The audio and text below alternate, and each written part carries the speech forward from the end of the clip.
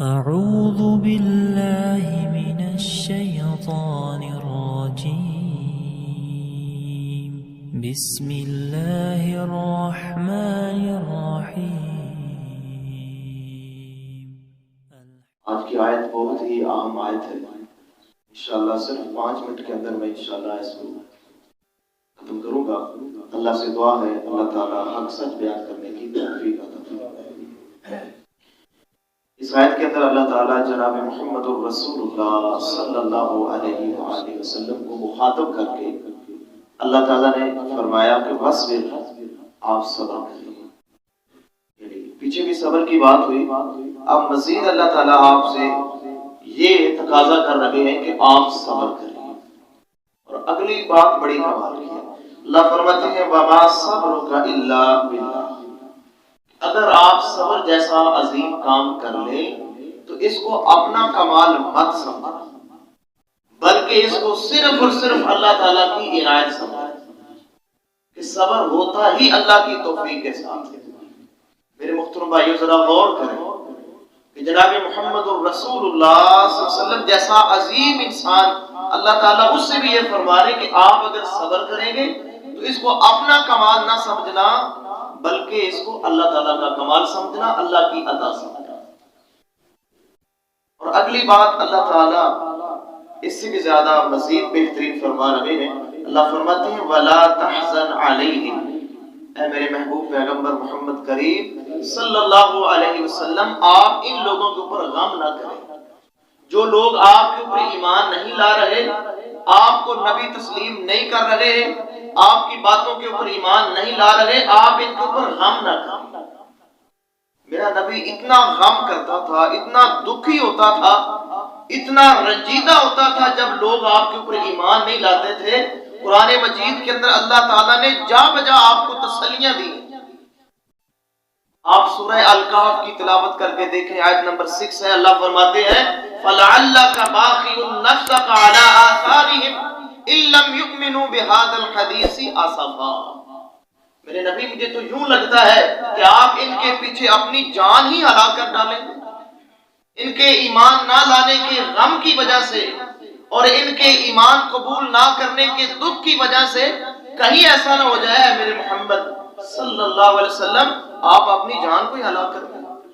اسی طرح میرے محترم بھائیو سورہ شعراء ہے، آیت نمبر 6 ہے، وہاں بھی اللہ فرماتے ہیں لَعَلَّكَ بَاخِعٌ نَفْسَكَ أَلَّا يَكُونُوا مُؤْمِنِينَ، اگر یہ ایمان نہ لائے شاید آپ اپنی جان بھلا دیں، اپنی جان کھپا دیں. اتنا میرا نبی حریص تھا لوگوں کے ایمانوں کے اوپر کہ یہ لوگ کسی نہ کسی طریقے ایمان لیں. تو جب لوگ آپ کی بات تسلیم نہ کرتے، آپ کا انکار کرتے، تو میرے نبی دکھی ہوتے تھے، بہت زیادہ رنجیدہ اور پریشان ہوتے تھے. تو اللہ تعالیٰ پھر جبریل کو بھیجتے، تسلیاں دیتے کہ آپ پریشان نہ ہوں، ہدایت دینا آپ کا کام نہیں ہے، ہدایت دینا اللہ کا کام ہے. میرے محترم بھائیو اس آیت سے ایک بات سمجھ میں آ رہی ہے. کچھ لوگ جناب محمد کریم صلی اللہ علیہ وسلم کو مختار کل کہتے ہیں کہ آپ کے پاس ہر قسم کا اختیار تھا. میرے محترم بھائیوں اگر میرے نبی کے پاس ہر قسم کا اختیار ہوتا تو یقیناً پھر ہدایت کا بھی اختیار ہوتا. آپ کو رنجیدہ غم دکھی ہونے کی ضرورت ہی نہیں تھی، آپ وہ اختیار استعمال کرتے اور سب کو مومن بنا دیتے. آپ کیوں رو رہے ہیں، کیوں رنجیدہ ہیں؟ اللہ کو آپ تسلیاں کیوں دے رہے ہیں؟ اللہ تعالیٰ تسلیاں بھیج رہے ہیں کہ آپ غم زدہ نہ ہوں، آپ دکھی نہ ہوں. ہدایت دینا آپ کا کام نہیں. میرے محترم بھائیو اگر نبی کے پاس اختیار ہوتا تو یقیناً میرا نبی اس اختیار کو استعمال کرتا. آپ کی برادری، آپ کی قوم آپ کے اوپر ایمان نہیں لا رہی تھی، آپ کے عزیز رشتہ دار آپ ان کو دعوت کے اوپر بلا رہے ہیں، ان کو کھانے کھلا رہے ہیں، ان کو آسان طریقے سے سمجھا رہے ہیں، وہ پھر بھی نہیں مان رہے. اگر میرے نبی کے پاس اختیار ہوتا تو آپ کی برادری اور آپ کی قوم، آپ کا قبیلہ، آپ کے پڑوسی، آپ کے ہمسائے محترم بھائیوں ایمان سے محروم نہ رہتے. اور دوسری بات محترم بھائیوں اس سے یہ بھی سمجھ آ رہی ہے کہ جو حق کا داعی ہوتا ہے وہ جب لوگوں کو دیکھتا ہے کہ یہ حق سے ہٹ رہے ہیں، حق کو تسلیم نہیں کر رہے، تو وہ دل میں دکھی ہوتا ہے. یہ دکھی ہونا میرے نبی کی سنت ہے. اور ایسا انسان دوسروں کے لیے ہمدردی اور خیر خواہی کی جذبات رکھتا ہے جب وہ لوگوں کو حق سے ہٹتا ہوا دیکھتا ہے وہ دکھی ہوتا ہے تو یہ انسان خیر خواہ اور ہمدرد ہوتا ہے۔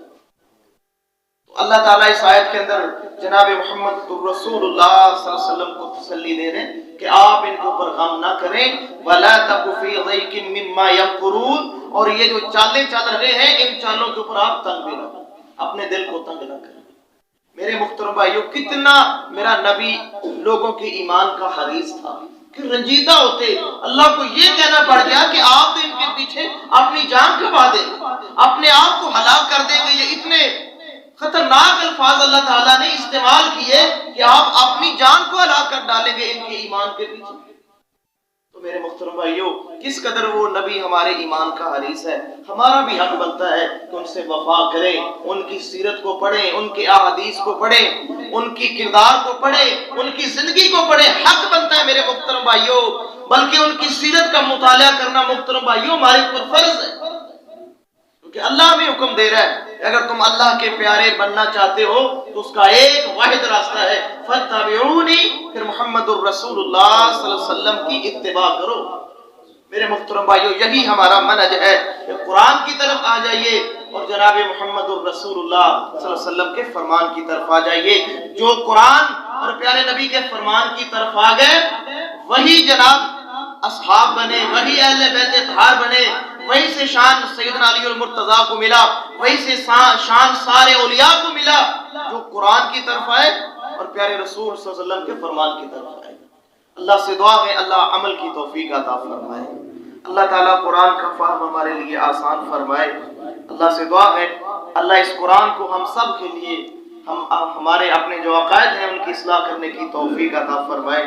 اللہ کمی کوتاہی اپنی رحمت سے معاف فرمائے۔